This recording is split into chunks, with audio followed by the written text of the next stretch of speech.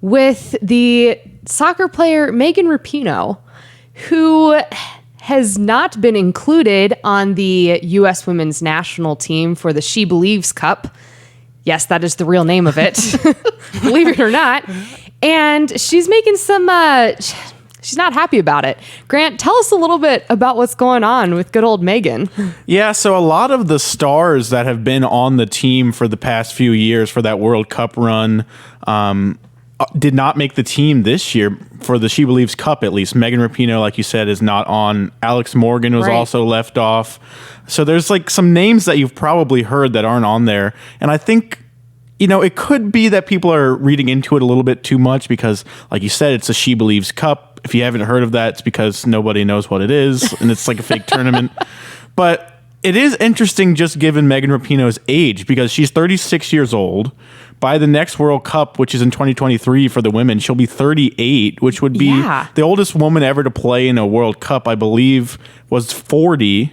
So, it could happen. She could make the roster, but she's pushing it age-wise, and it seems like her career is kind of coming towards a close, which is, we have to admit that she did a lot for women's soccer, but I think it'll be nice to see, be able to watch a women's soccer game and not have somebody out there who has outwardly expressed their hate for America. It'll be refreshing to see new faces who they may feel the same way as her, but at least they haven't come out and said America's the worst and it's racist and I hate it, Right. So she has for those of you who don't know, she has a past with, she protested the national anthem. She's made a lot of comments about how America was not founded on freedom, but on chattel slavery.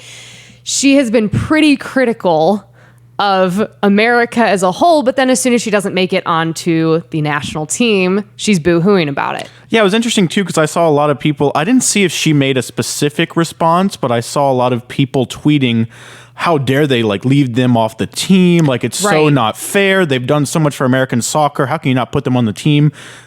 This is a sport and it's a national team.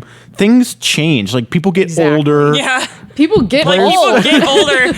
Tom Brady retires. Yeah. That's a good point. We've seen that in football. A lot of the quarterbacks who, we probably watched growing up and knew they're retiring. That's what happens in sports.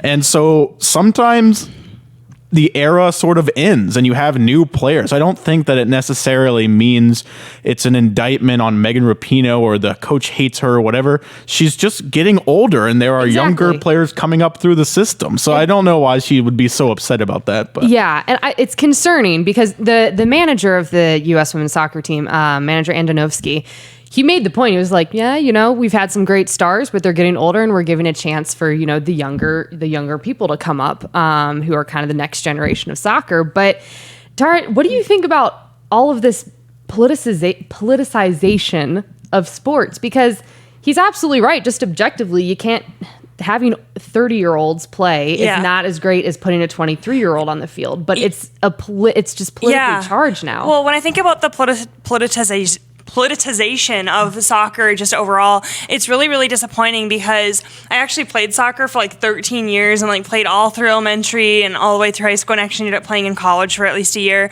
But I do remember, at least growing up, I used to really look up to Hope Solo, at least for just how great of a goalie she was because she played goalkeeper and she was kind of infamous for just how great she was at that.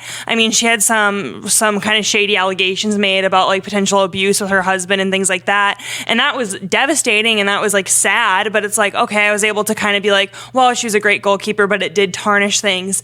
And I think at least when I was younger, I think I was about 13 or 14 when they started getting so hyper political. Yeah. And I just remember kind of being disappointed, and it wasn't because I was a political expert, but it was just kind of disheartening because it took away from the sport itself and it took away from what the women had worked so hard to do. And we always talk about the women's sports wanting to catch up to men's and whatever. And it's for at least a few years, I felt like women's soccer really got kind of big in the United States because they really started making straight. Yeah, it had its moment. And they started to win and do really well. And I feel like their politics really started to overshadow the actual great sportsmanship that the women's national team had. And so it was just really disappointing, I think, growing up because I kind of was going alongside the era of no longer having just sports heroes, but having these political commentators who never were going into politics and never should have been in politics.